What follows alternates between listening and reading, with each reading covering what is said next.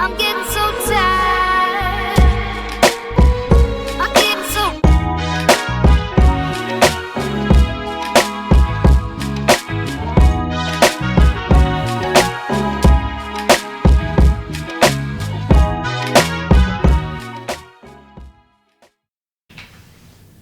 Y'all know what's going on. It's time for another episode of Doing Time with Joe. I'm your host, Joe Bacon. Welcome to the show, y'all. We're back again with part 3 with Jay. And Jay was just breaking down some things about how, you know, when it's almost time for him to go home, y'all. And the people that he loves and cares about and was looking to be able to depend on, he says some of them are pulling away from him. And my concern for him and my question to him would be, one, what do you think that comes from, that they are pulling away from you? And two, what is your plan to do anything about it, if you can do anything about it? Brother Joe, I don't know if there's something I can do about the individuals that I truly love and care about, to the point to where some of them might just not be there for this next chapter in my life. Yeah. For this next book that's about to be published. Mm-hmm. So, and book by meaning the next phase of my life. Look at you. So, a lot of them have already abandoned ship many years ago. You know, this ain't something that just so started happening. They will come and go by doing time. You know, people, they get so busy in their life, they'll, you know, it ain't that they just forget about you. They just get on living. Life goes on. Life goes on. And, you know, when one does step up and kind of, you know, want to do something with you or have a relationship with you, they're doing it really just almost, say, for pity or trying to just shed light on what is actually right. And what I mean by that is what a family should look like. Right. A family should look like responding, corresponding, visitation, building each other up. Yeah. And I've experienced some of that. Yeah. But here lately, it seems like the telephone calls have gone. People don't come see me no more. And to me, I'm like, okay, now things maybe done got really busy out there. I'm hoping the drugs and the stuff ain't taking the ones that still left, because there's a few good seeds still left in my family. Mm-hmm. And all of them ain't messed up. Mm-hmm. And I mean, my nieces and stuff like that, the babies. So I think they're just scared of who is about to get out. They don't know. They remember Jay. Yes. Street Jay. They remember They that. remember Yeah. Uncle Jay, that was all these stories and stuff, and they love me as a member of the family. Yeah. Because that's just how society teaches you to love your family. Mm-hmm. Love your family. And as crazy as it seems, people love their family no matter who is in it. And it ain't always fair. No. It ain't fair who you get appointed to your family. Right. Yeah, and, you don't get to decide that. You don't get to decide that. But here lately, man, I feel like they done stepped back, and I think they just doing it either A, to see how I'm going to act when I get out, or what I'm going to, you know, how I'm going to behave, or this and that. Now, mind you, I still got a brother that's homeless in the streets. Mm. My other little brother, he died not too long ago. Sorry to hear that, Jay. Thank you. Over a drug overdose. Well, mama's dead, daddy's dead. You know, there's really nobody left out there. Mm-hmm. Now, mind you, Joe, I done had kids in the midst of, you know, all this. I've got grandkids. Mm. So, you know, I'm not only going back out there as a reformed man that's going home to society. I don't even have a home to go to. Joe, it bothers me because I don't even have an address. Yeah. To give these folks for my identification when I go to leave. I was thinking about that the other day. I said, man, I don't even have an address to give these people. Like, what's gonna be on my ID? Yeah. Like that kind of hit me hard. I was like, so where is my ID? Where is my address? Yeah. You know, I got things in motion of going to halfway houses and stuff, and they've yet to accept me. And I'm sure it'll happen when it happens on all, by God's design. But at the time, I'm thinking, man, it sure would be nice to have these family members, just kind of rooting with me, rooting for me a little bit, because everything I've done as far as take away, destroy, hurt, manipulate, I'm going to do everything I can, Joe, to make it right to people. I may not make it right to every individual I've ever hurt, but I'm going to sacrifice my whole time and being to help people. Yeah. That's just like me, that don't know how to put things into words, that don't know what they feel. Yeah. So I'm going to do that, and I'm not sure what my future looks like from here. Your future's bright. Your future's bright. Just remember this, Jay. You created, when you were growing up, you created a lot of memories for them. You know what I'm saying? That scared them. Be it now, they have to bear some responsibility in that. You were a child. And it's not fair for a child that becomes an adult to carry all of that weight. You know what I'm saying? Because you didn't set that course for yourself. They did. Be that as it may, you're grown now. Right. You're responsible for you now, right? So now what you have to do is get out and make new memories for them to cling to. Right. You know what I'm saying? And you have control of that. In spite of how you were raised. In spite of all of the things, you have control of that. You know what I mean? So your future is bright. I see it. I mean, if you just go out there and be half of the person you are here, you good. Good. You feel what I'm saying? I appreciate that, Joe. Yeah, man. And that's the belief I'm talking about right there, Joe. But see, when they see what we see, they're going to get it. Yeah. You just got to let them see that. See, they're just going on memories. You feel me? They got to see the Jay we know. Right. See what I'm saying? Yeah. Every morning come out speaking, dapping, and telling everybody how you doing. They got to see that. Once they see that, they'll know the one that looking forward to going to work, playing handball, and all of these different types of things. They got to see that. Yeah. And when they see that, you're going to be good. But what would you say to, because like I said in the other episodes, the kids out there, man, are just, they think that what they're doing is cool. And they're building a reputation that eventually one day is going to bite them in the butt. What do you say, if you had the opportunity to talk to them, what would you say to these kids that are following in your footsteps by their behavior? Well, first off, I'd tell them right out the gate that I love them. Because I wasn't told that enough. I didn't understand that word. But there wasn't hugs and getting tucked in at night. There wasn't none of that, Joe. So love is a big lack out there. And love not just, telling somebody you love them. Now actually spending some time with them, getting to know them, what makes them tick. Try to really pull any brokenness out of them and help to try to repair it. Because people don't want to take the time with these young kids because they stubborn. Yeah. They hard-headed. They disrespectful. Yeah. They mean. Right. That's just that's like because of the anger that's built up in them. The brokenness. Yeah, the brokenness. And it's been inherited from time after time, passed on. And a lot of these youngins that's behaving the way they do, they're being raised by still broken people. Yeah. They the same way as me and you, Joe. They just ain't made it to the penitentiary. They ain't made it there. Or they swerved on it to where, for some reason they've been fortunate enough to dodge all this. Right. Yeah. Instead of brother like me or you, we've hit every wall on the way to it. One of them. Yeah. So I say that, man, what I would tell them, man, is that I love them and I'm there for them and I'm going to show by example what it's going to take. Not just talking about, past experience. Really engage in an intimate session to where I show them how to pull it out of them, what they can do with their hands, what they can do with their mind, how to build something, how good it feels, a sense of accomplishment it is to actually build something from your hands, to get out and dig a hole and plant something, or build a fence, or engage them, is what and go cut somebody's grass. How good that actually feels to be able to do that, to know for no reward needed. Right.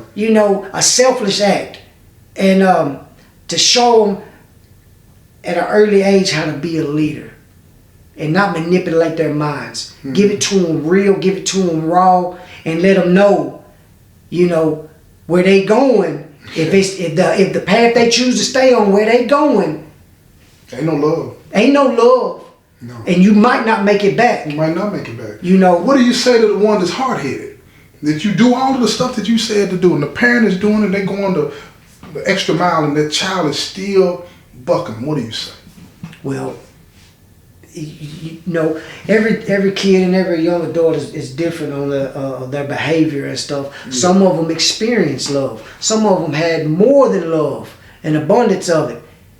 But I say it again, you got to love them through it. You got to stick it out with them. You can't turn your back on them, because as soon as you get to turning your back on them, they're gonna feel like the failure is huge. That's right. You know, so they'll be like, well, Lil J he done gave up on me. So he say he know how it was. He done been here. He done did that. But look at him. Where's he at now? Yeah. I'm a phone call away. Yeah. I'm pulling up. I'm on my way. Right. Yeah. I'm showing up when you didn't even invite me. Yeah, I think a lot of people miss that point you just made, man. When you try to bond and try to be there to correct and guide a child, and then you give up on them, you make them worse. It makes them worse. You validate what they were feeling, that rejection. You validated that. And if you commit to trying to help one of these kids out there, you got to stick it through. Yeah. Yeah, you got to see it all the way through. Yeah. Come hell or high water, because they'll use you walking away as proof that they are not worthy. You're absolutely right. You know, they will. And you got to remember, because they're young, they don't know no better. Stop. We need to stop putting the burden on kids to have the mind of an adult. You know what I'm saying, and not doing what we want them to do when we want them to do it. And then when they don't do it, we walk away from them. We don't get to do that. Yeah. We can't keep doing that. Now, I've heard people tell their kids, I can't wait till you 18. You up out of my house. This and that. What if that 18-year-old ain't ready to be up out the house? Exactly. This might go on into his 20s. Right. So who are you? 30s who is the parent to judge?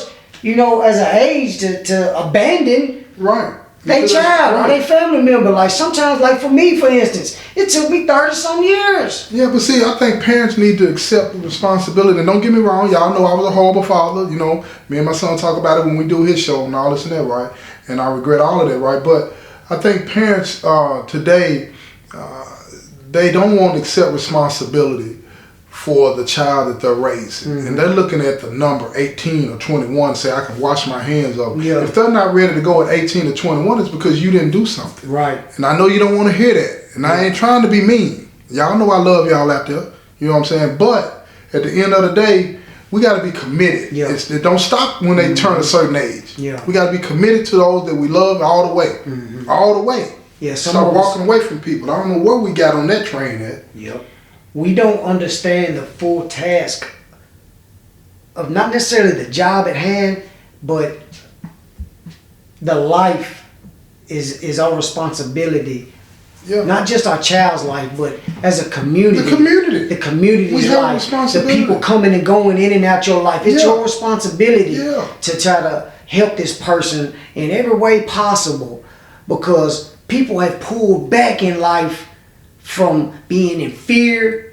They scared of this person because he's a junkie. They scared of this person because they know he done shot somebody. They scared of this person because either what they gay or whatever it may be. They scared, and that's they out. Yeah. I don't want to deal with it. Right. That ain't my job. Right.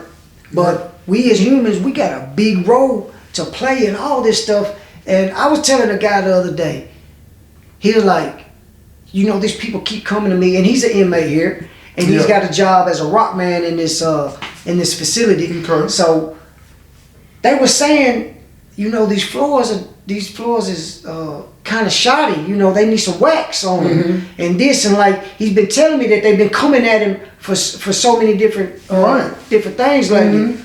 I said, man, let me tell you something. You must not realize your job, how big it is. And he looked at me, and I was like, yeah. I said, you think you just got a rock man job? You just go in there and take a little trash out of this and that of that building.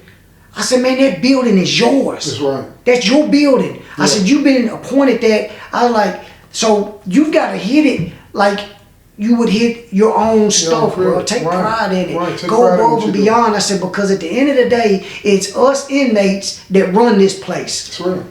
And I was right. like, when you get to the point to where they ain't coming to you, asking you for this, asking you for that, telling you to do this, telling you to do that, you should already know because this is your job. Yeah. I was like, your job is huge, bro. That's right. Take pride in what you do. I was like, bro, listen to me. Your job is huge. And he's still kind of young, and he's soaking all of it up, Joe. And he's like, you're right. So you've been a leader then. You've been a leader.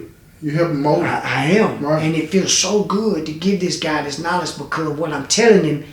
He's taking it and running with it, Joe. He went out there to that place where he works at and got to doing everything I said. And he's coming back and he's telling me, he was like, man, them folks are complimenting. They seeing this, they seeing that. I'm like, see?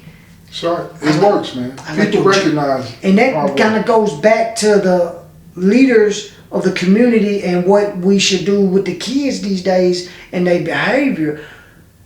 Our jobs are so much bigger than what we set out to do. Absolutely. You know, is it fair?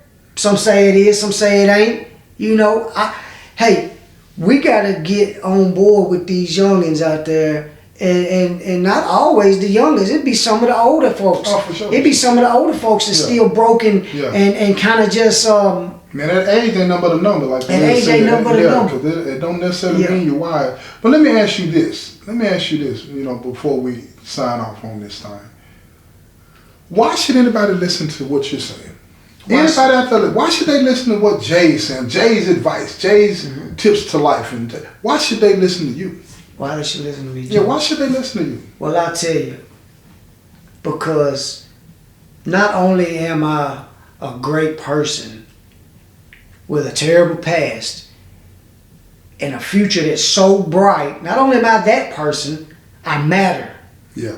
And now I know I matter. You know you matter. Now I know I have self-worth and dignity, and I have so much purpose that if you didn't listen to me or take something out of this, then, you know, I would probably readvise the situation and just recap on what I've said and go from there. Yeah. I don't mean to brag or boast that I got all the best knowledge or the upbringing and this and that. I've laid it out there for you, but this is what I do know.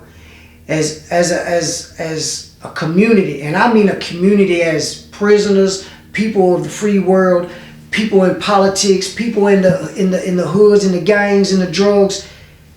If we don't start loving on each other and trying to really pick apart the problems that each one of us has, not as a whole. You can say mental health all day, but everybody's mental health ain't the same. Right. Everybody's drug addiction ain't the same. Right. Everybody's bad behavior ain't the same.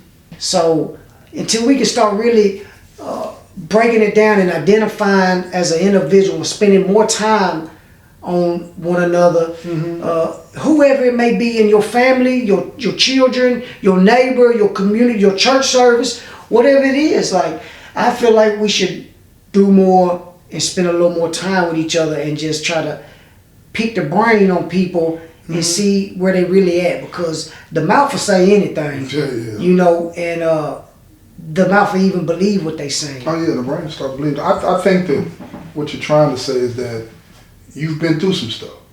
You know, I think that everybody has something to bring to the table when they become the person to accept responsibility for their actions. Be wanting to be held accountable by the family and the community. You should start to listen to those individuals because we've been through some things. You know what I'm saying? And I really, man, want to thank you for doing this, because it's hard to get people to open up the way you opened up today about your life and, you know, the things that you've been through and the person that you become today. Right. And I applaud you for that. Thank you, Joe. Yeah, no doubt. To God be the glory. And if I had to say one thing in wrapping up this episode, man, I'll say eye-opening, man. You know what I mean? What you said today is truly eye-opening. I already had a high level of respect for you, but it's even higher now after doing this show, man. Thank you, Joe. I learned some things about you that I didn't know, and I'm glad that I did learn them. You know what I mean? I think it's going to make me a better person, and I think it's going to make the people that listen to this show, all of y'all out there that's listening, y'all know how we get down. Hit the comment section up. Let Jay know how you feel about what he said, you know what I mean? And y'all know how we do. It's been another episode of Doing Time with Joe. I'm your host, Joe Baker, and I say peace, y'all. I'm getting so tired.